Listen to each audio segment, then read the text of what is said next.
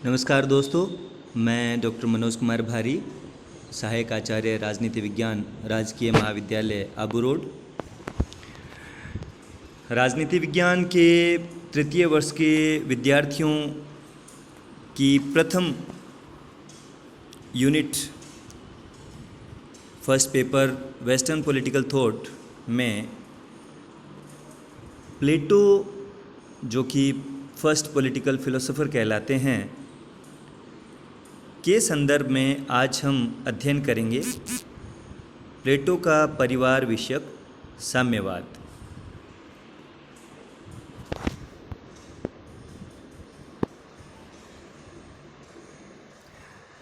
प्लेटो के परिवार विषयक साम्यवाद का अर्थ है कि जैसा प्लेटो अपने समाज का 3 प्रकार से वर्गीकरण करता है, समाज को वो 3 भागों में बांटता है। एक है शासक वर्ग, दूसरा है सैन्य वर्ग और तीसरा है उपभोक्ता वर्ग। तो ये जो साम्यवाद का सिद्धांत है, ये एक तरीके से उपभोक्ता वर्ग के लिए नहीं है, ये अभिभावक वर्ग के लिए है। जो शासक वर्ग है उसके लिए है।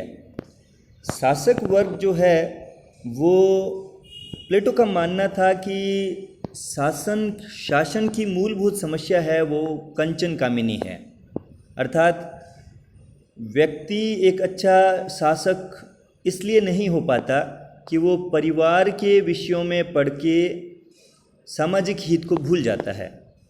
इसीलिए प्लेटो का ये मानना था कि यदि परिवार का ये जो दायित्व है, इस दायित्व से व्यक्ति को, योग्यतम व्यक्ति को मुक्त कर दें तो शायद वह श्रेष्ठ शासन दे पाएगा। ये उसके दार्शनिक शासक के लक्षणों में भी है, मूलभूत शर्तों में भी है। इसीलिए प्लेटो एक श्रेष्ठ शासक की प्राप्ति के लिए और श्रेष्ठ शासन देने के लिए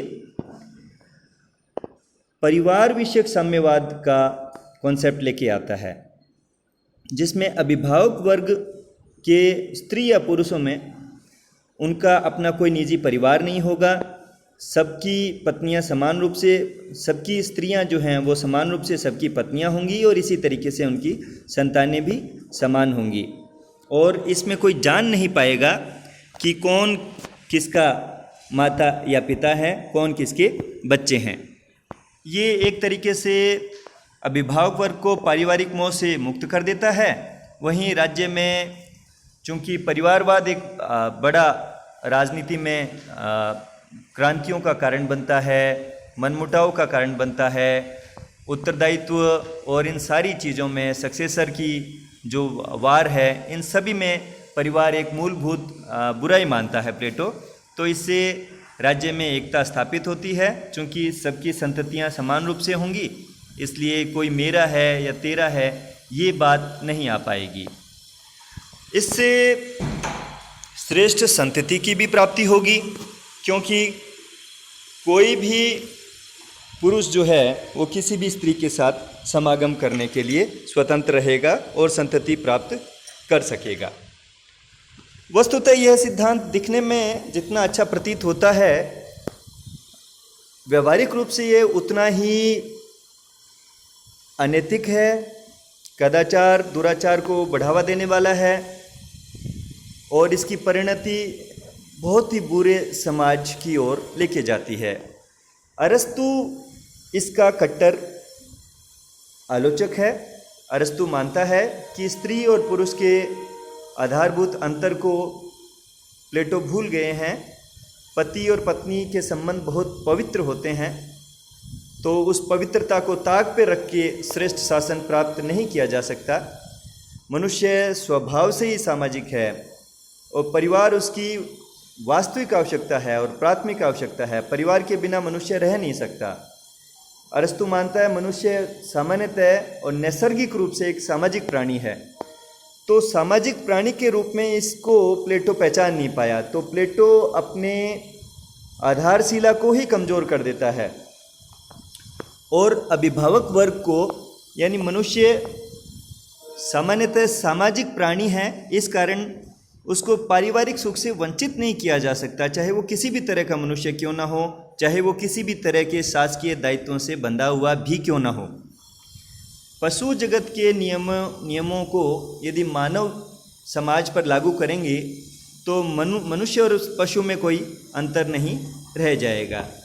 इससे चूँकि स्त्रियां सबकी समान रूप से स्त्रियां होंगी और सभी उनके साथ संबंध बनाने के लिए स्वतंत्र रहेंगे, ऐसी स्थिति में स्त्रियों को लेके भी बहुत युद्ध होते रहे हैं तो झगड़े होंगे।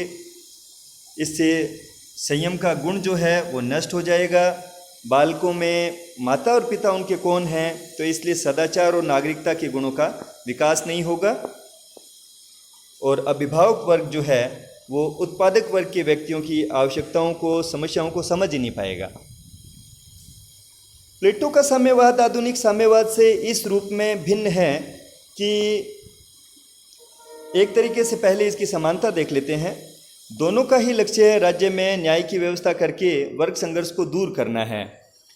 न्याय यानी कि एक समतामूलक समाज की ओर बढ़ना है ताकि वर्गों में परस्पर द्वंद्व नहीं हो, और दोनों ही व्यक्ति और राज्य के पारस्परिक संबंधों में राज्य को सर्वोपरि मानते हैं।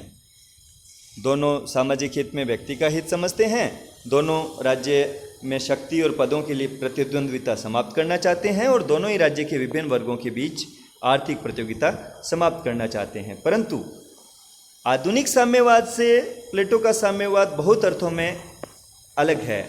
लक्ष्य का अंतर ये है कि प्लेटो अभिभावक वर्ग को कंचन कामिनी से मुक्त करना चाहता है, इसलिए परिवार की तिलांजलि देते हुए वो साम्यवाद की स्थापना करता है और परिवार के साम्यवाद पर आकर वो रुकता है। वहीं आधुनिक साम्यवाद आर्थिक जगत को लेके समतामूलक समाज की मांग करता है। वर्गीय आधार पर यह भेद है कि आधुनिक साम्यवाद जहां शोषक और शोषित वर्ग दो ही वर्ग मानता है, वहीं प्लेटो समाज में 3 वर्ग मानता है, और शासक, सैन्य और उपभोक्ता वर्ग। प्लेटो आर्थिक मामलों में शासक को पूर्ण स्वतंत्रता देता है, परिवार से उसको मुक्त कर देता है। तो वो मानता है कि संपत्ति में फिर किसी भी शासक का या किसी वर्ग का कोई रुचि नहीं रहेगी। परंतु मार्क्स या आधुनिक साम्यवाद जो है वो मानता है कि सबसे बड़ी चीज़ जो है वो है आर्थिक संपत्ति है, आर्थिक ढांचा है। इस पे यदि किसी का कंट्रोल रहता है तो एक समतामूलक समाज की स्थापना नहीं की जा सकती। प्लेटो परिवार के उपभोग को बंद करवा देना चाहता है, वहीं आधुनिक साम्यवाद जो है वो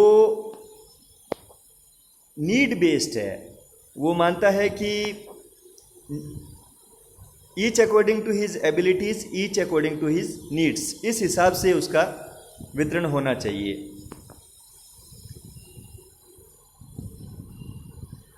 और अन्य अंतर भी हैं, आधारभूत स्वरूप का भेद है, क्योंकि प्लेटो का साम्यवाद जो है वो सोशल स्ट्रक्चर को लेके है, जबकि आधुनिक साम्यवाद है वो इकोनॉमिक स्ट्रक्चर को लेके है। और प्लेटो एक नगर राज्य के रूप में ये सोच रहा था कि उसका साम्यवाद वहाँ लागू हो जाएगा, जबकि आज का साम्यवाद अंतर्राष्ट्रीय स्तर पर ये बात करता है। धन्यवाद।